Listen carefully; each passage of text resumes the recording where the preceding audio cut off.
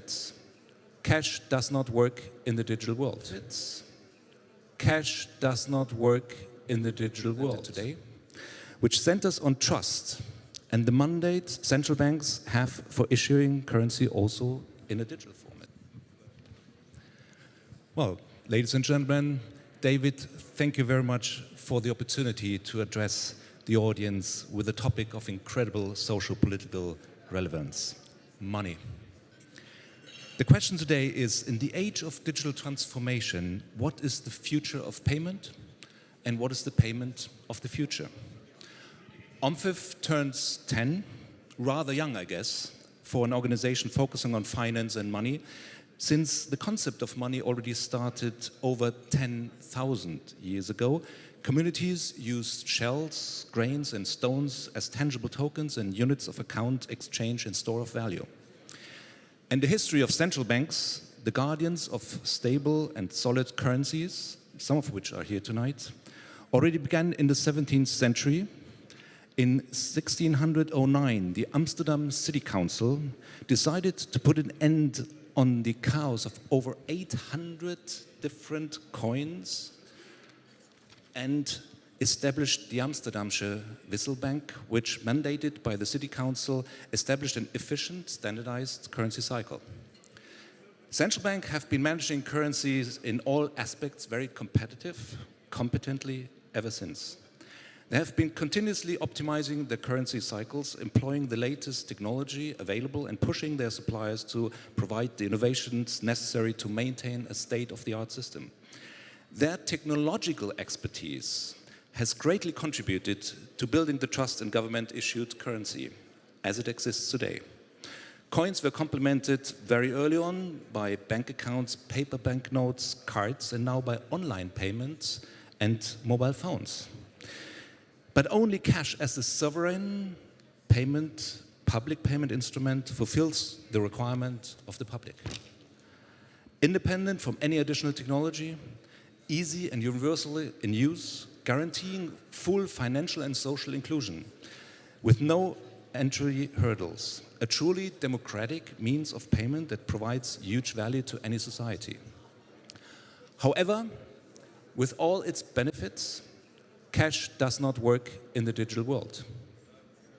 Looking at this huge transformation the world is experiencing today, where more and more business models go fully digital, the question arises, how can we, or rather how can central banks, transfer the benefits of cash, and especially its characteristic as a public good, into the digital world? We have been discussing this with many talks, with many OMFIF roundtables. Many of the questions raised there were reflected in the study that OMFIF presented today, which centers on trust and the mandate central banks have for issuing currency also in a digital format. There's no doubt the shell, grain and stones of the internet community, cryptocurrency such as Bitcoin and co, are not a solution. Neither is Facebook's Libra, which is why government-issued central bank digital currency has become a hot topic. And, as outlined earlier, central banks are well-equipped and tech-savvy enough to not only offer the most solid, trusted digital solution, but also the coolest and most convenient. They are the technology leaders if it comes to currency. Indeed, many central banks are already looking at it, doing research, or have even started pilots. And my hypothesis is the risk of doing nothing is higher than to engage into that journey and maintain control. We at Giesing & Devrient, supplier in the currency industry, have been studying since a decade with central bank customers the virtualization of banknotes and have been offering support for this transformational journey. The future begins today. It's our responsibility to design it in a way that all groups in a society feel at home in it. Fair, democratic, inclusive, secure, government payment system, currency as a public good is an important element for this future. Looking at the survey, the public would appreciate greater visibility and more leadership of central banks when it comes to transferring cash into the digital space. Thank you, David and team. Thank you for facilitating this dialogue, and happy anniversary. Now, OMFIF was created as a result of a whole series of somewhat random, haphazard events and ideas collected at the time, more than 10 years ago, as a result of a rather odd, spontaneous collection of conversations with friends, colleagues, people I've known for many years. Many of you are assembled here in the room tonight. I'm particularly indebted to DZ Bank of Germany, represented here by the reassuring presence of Frank Scheidig, and also to Oscar Lewison from the well-known firm with another catchy name of Suditic. Both of you have been very helpful in putting on the festivities tonight, and you've also been around very much since the beginning. I would like to pay particular tribute to the absolutely spellbinding, wonderful OMFIF staff, of whom I'm really very, very proud. I couldn't imagine a more hard-working, talented bunch of people to work with. And I'd like to say a big thank you also just to 4 people who have been particularly helpful and intense in today's preparations. There is Marcin Stepan, who's organized a lot of what's going on tonight and also tomorrow's seminar, as well as Ben Rands and Helen Gibson. And I'd also like to say thank you to a man who's called the head of publications, called Simon Hadley, who's not here tonight because he's looking after his 2-year-old son. But I mention those people because they are symptomatic of the wonderful hard work that people put in. I'd also like to mention here just briefly Michael Lafferty, with whom I started this 10 years ago, partner in crime, and we should remember him as well. He's not here tonight. There are many other figures who have been supporting us over the years here tonight. Jacques de la Rosière, Otmar Issing, Niels Tugerson, just to mention 3. The word legendary is not amiss for people, friends like that. Thank you very much indeed for making the trip here tonight. Now, a central bank with decisive influence over OMFIF's early years was the Deutsche Bundesbank, a bank which used to raise ire by raising interest rates, now provokes considerable unrest, at least in Germany, with negative ones. So how times change. And of course, all this is rather minor compared with the polarization in our own country, which I hope now will be past as a result of the troubles over leaving the European Union. I do hope we can get beyond that. Now, a decade for some, it has flown by. It does seem to have been for me. It's an old saying, 10 years are but as yesterday when it is past, and a watch in the night. Some others harbour different feelings about that span of time. I won't exactly say who she is, but I would like to say, from the bottom of my heart, Veronica, well done and thank you very much for all the support.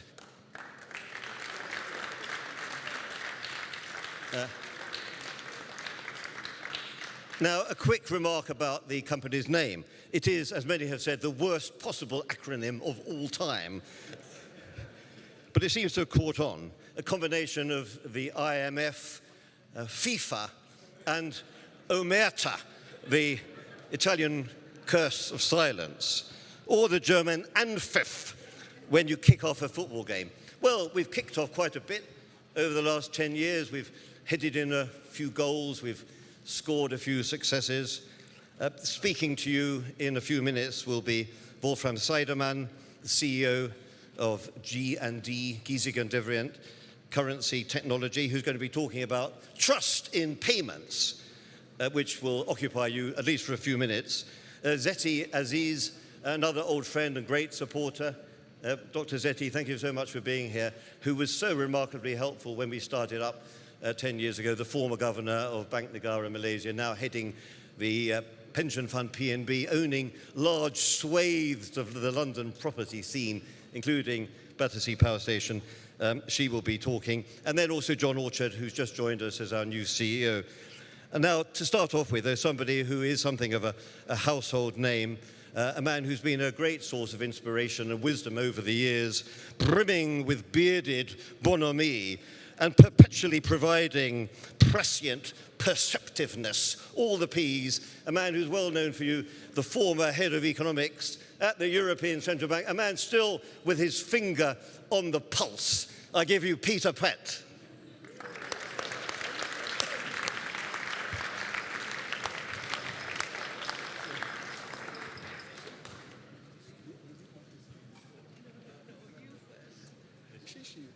Lady first. Thank you. I don't know why I'm here, actually. On the podium, I mean. In the room, I would prefer, in a way, to be in the room and not on the podium, David. So thank you very much. And I'm very touched by that. And I still wonder why. And maybe you will wonder why after having listened to me. So what did I prepare? 10 years ago, we still had illusions that normality would come back, that business as usual would come back. In 2010, you remember, we had a strong recovery, and we were working, and the ECB was even increasing rates in 2011-12, in 11 twice, but the idea was basically the return to normality. That's one point. The second point is that we had in 2009 a remarkable G20. We had no protectionism, you know, after the big shock we had and the trade collapse we had after Lehman Brothers. We had this, you know, huge cohesion in the G20. When I was younger, before the crisis, very often we said, you know, what's the usefulness of these G7 or 20? Nobody was reading the communiques and all that. I mean, I didn't, at least, and it started with the G7 when I was still at the university. But at the G20 of 2009, the end of 2009, you had a big cohesion. There was no trade barriers. There was a coherent policy response in the world. The Americans should not forget that the Chinese spend a lot in fiscal policy to support the economy. Of course, it was also self-interest, but it was also in the collective interest. There was a win-win sort of situation. Then came the euro crisis just after, so very soon. So they lost some of the illusions of normality. But basically, it was the result of two things. First, Great Recession, which of course made imbalances which we had in your area unsustainable. So we had a number of imbalances. Many thought, well, we could, you know, stretch them and buy time, you know, and normalize the situation. With the Great Recession, countries like Italy, for example, Italy didn't have a banking crisis, but the recession, of course, you know, made that the economy was going into deep recession, and then the banking crisis in Italy came later, and the other countries. The point here, the important point here, is that the correction of these imbalances were amplified because of lack of preparation, lack of institutions we had. Crisis management, crisis preparation institution, crisis resolution for banks and sovereigns. So the Monnet, the Jean Monnet doctrine, you know, Europe will be forged in crisis, worked. It worked because we came, you know, head of state met in June. They came with the SSM, the Single Resolution Fund, they came with mechanism, and they came with the ESM. So they brought some institutional response to the problem. And it's only, I think, Mario will agree with that, it's only because of the June that the whatever it takes was efficient. Because the signal that was given by the central bank was backed by institutional reforms that would, you know, guarantee that it was not just waste money. We will discuss that tomorrow about, you know, these sort of actions from the central bank. My interpretation is that it was key, these institutional reforms were key to make a success of the whatever it takes of Mario. It was a necessary conditions. Some people say he should have acted before. I think he acted after there was this big commitment from head of state and government. That was a second shock. The third shock, and the adjustment, as you know, was brutal in the area. What is the most amazing for me is that with this bad functioning of the monetary union because of the weak institutional framework that we had, that the support for the euro is so strong and has increased. It fell, of course, in the crisis, but it's still at a very high level today. In a way, it's a success. It's very surprising, because you could argue that given what we lived and some countries lived through, it could be much, much worse than what we have seen. So I think this is absolutely successful. The third shock came with the Chinese. I call it the Chinese shock, which was 15, the summer of 15, the Shanghai shock. I call it personally the rebalancing shock of China, 15, 16. But here again, you got a G20 response. I remember pretty well that period. And you had in early 16, the G20, you had a coherent response. We can discuss, if it's good or not, the three-pronged approach. You had monetary, fiscal, and structural reforms. But there was a coherent response to the G20, and actually it worked. There was a big rebound of the world economy in the second half of 16, was surprising. And if you look at the euro area, we had three engines. We had lower oil prices at that time, which provided a big boost, for the households. You had a very accommodative monetary policy, even more than before. And you had also the external demand, which was recovering very rapidly at that time. So that was the second one. Again, you had a coherent response. The G20 played a very big role. It was a sort of coordinated response to these issues. Then, that's number four, David, and we are still in the decade. It's incredible when I think about it. When people say monetary policy doesn't work, I don't understand why people say that. We had a sequence of shocks, and I think it worked. The fourth shock, my criticism on monetary policy will come at the end. The fourth shock, yes, but now that I left, the fourth shock is what we call now politely the geopolitical shock, of course. And that's a different nature, I think. It's much more difficult. I'm not convinced that monetary policy can do a lot about these sort of shocks. Because basically the sort of geopolitical shocks that we have create sort of systemic uncertainty. What is the trade regime, and things like this. Can you counter this by monetary policy accommodation? I think financial shocks, banking crisis, I think there, yes, liquidity provision, monetary accommodations are very important things. I think for geopolitical shocks, I'm not sure at all that monetary policy is an appropriate response. I think, what can the central bank do? Now, of course, they can try to support, the equity prices by trying to cut the denominator, the discount rate, while the numerator is weakening, is full of uncertainties. But it's a very dangerous game, of course, because at the end of the day, what will count is the numerator. I mean, the fundamentals, basically. So that's the geopolitical shock. I think it's of a different nature. Basically, the origin of the shock, I think, but that's for discussion, is basically the consequence of intra-country regional disparities. I think that has been explained very well in the last WEO of the IMF. I think that was the last one, which I think is a very interesting way because it changed very much the political spectrum in a number of countries, depending also of the voting system, because the same story happened also in France, but the voting system made, that the majority went to the other part, not the more populist part. But I think the geopolitical shock has some of the origin in the intra-regional disparities, which change very much the political spectrum, also in the UK, of course. And that's very difficult. So you have a new environment, which is very different from the three previous one I described, which is more an environment of zero-sum game, no cooperation, power games, and it's a very different thing. So I consider that as a key regime change. Maybe proof or not proof, I found it very interesting today when Christine Lagarde made a speech in Paris today that she mentioned in a speech which was, I would call it qualified a rather political speech, but I think it's very significant from this new environment. She called for an ambition of building European autonomy. That's new in the language. European autonomy. But she cleverly added, as a complement to global cooperation, of course, as a complement to global cooperation. but a European autonomy.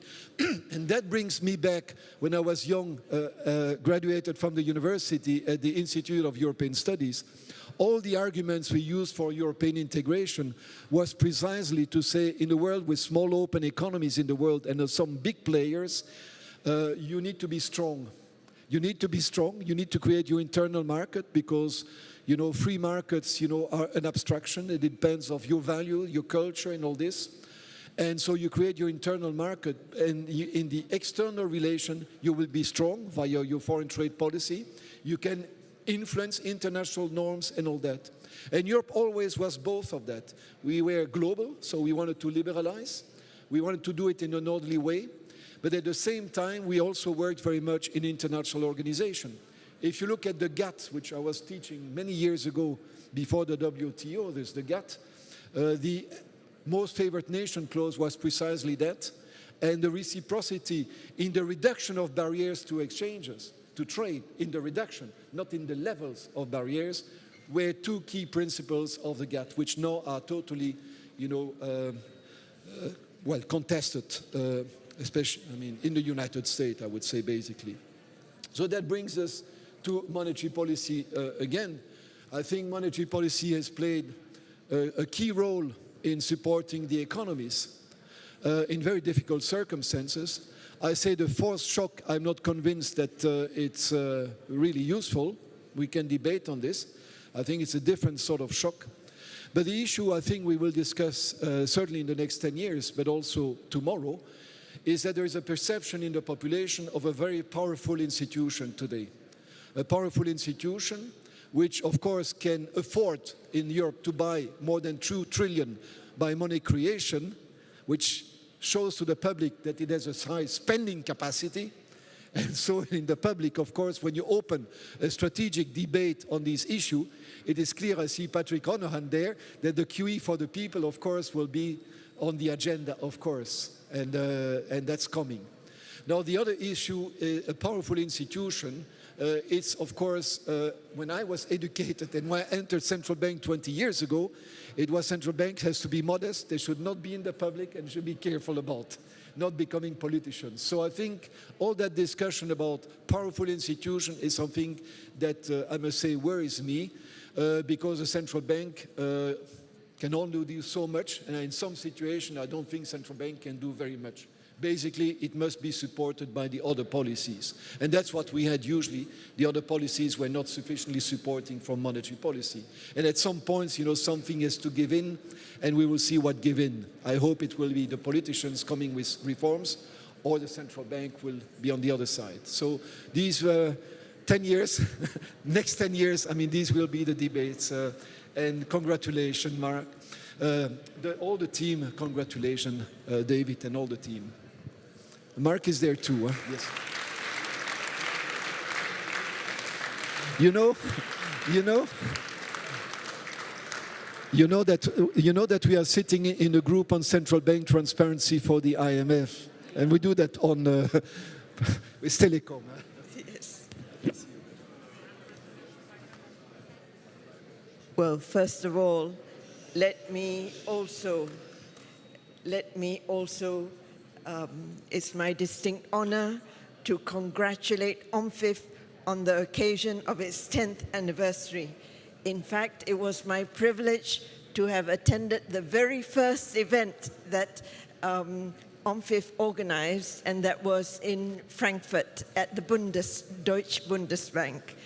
And now 10 years have gone by, and I've watched OMFIF evolve on many fronts. The geographical outreach, it started in Europe, then rapidly extended its business into Asia, into ASEAN, and then now to the US.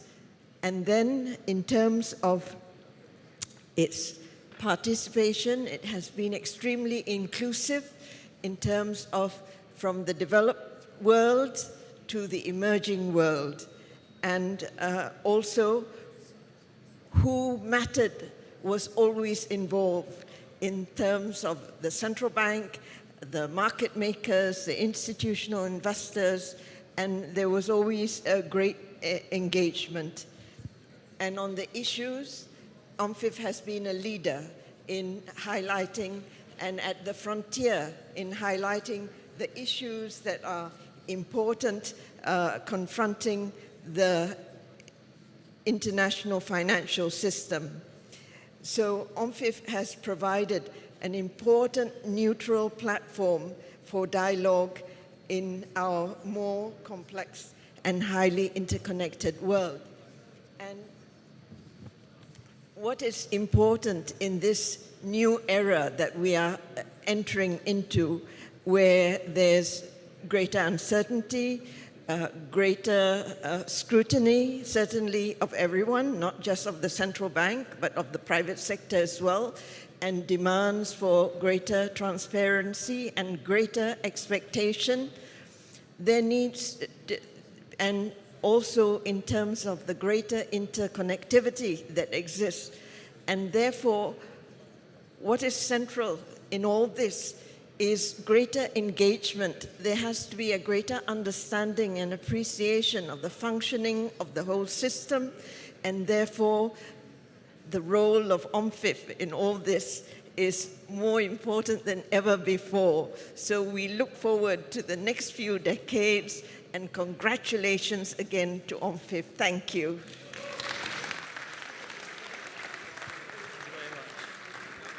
Thank you. Well, ladies and gentlemen, David, thank you very much for the opportunity to address the audience with a topic of incredible social-political relevance: money. The question today is, in the age of digital transformation, what is the future of payment and what is the payment of the future? OMFIF turns 10, rather young, I guess, for an organization focusing on finance and money, since the concept of money already started over 10,000 years ago. Communities used shells, grains, and stones as tangible tokens and units of account, exchange, and store of value.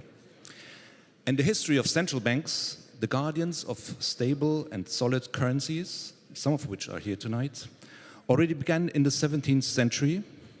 In 1609, the Amsterdam City Council decided to put an end on the chaos of over 800 different coins and established the Amsterdamsche Wisselbank, which, mandated by the City Council, established an efficient, standardized currency cycle.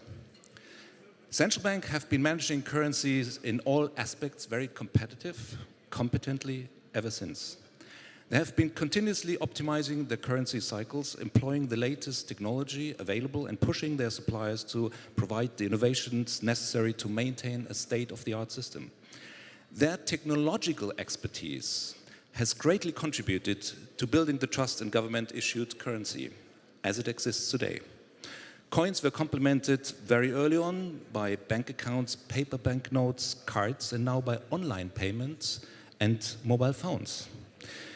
But only cash as the sovereign payment, public payment instrument fulfills the requirement of the public. Independent from any additional technology, easy and universally in use, guaranteeing full financial and social inclusion with no entry hurdles. A truly democratic means of payment that provides huge value to any society. However, with all its benefits, cash does not work in the digital world.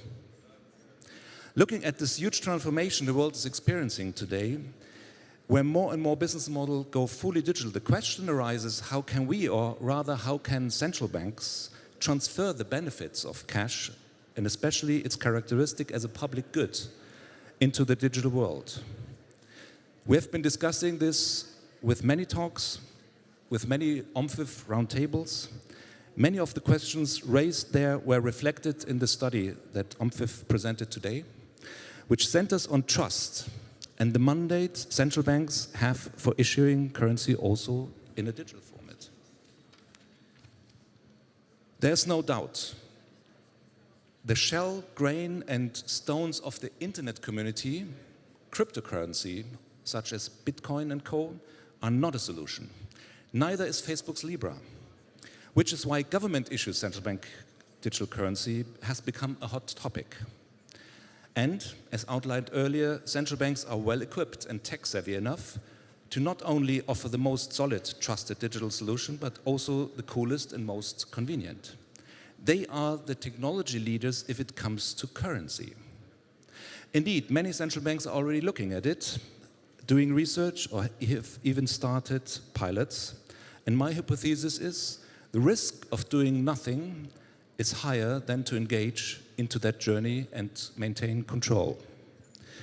We at Giesecke & Devrient, supplier in the currency industry, have been studying since a decade with central bank customers the virtualization of banknotes and have been offering support for this transformational journey. The future begins today. It's our responsibility to design it in a way that all groups in a society feel at home in it. Fair, democratic, inclusive, secure, government payment system, currency as a public good is an important element for this future. Looking at the survey, the public would appreciate greater visibility and more leadership of central banks when it comes to transferring cash into the digital space. Thank you, David and team. Thank you for facilitating this dialogue, and happy anniversary.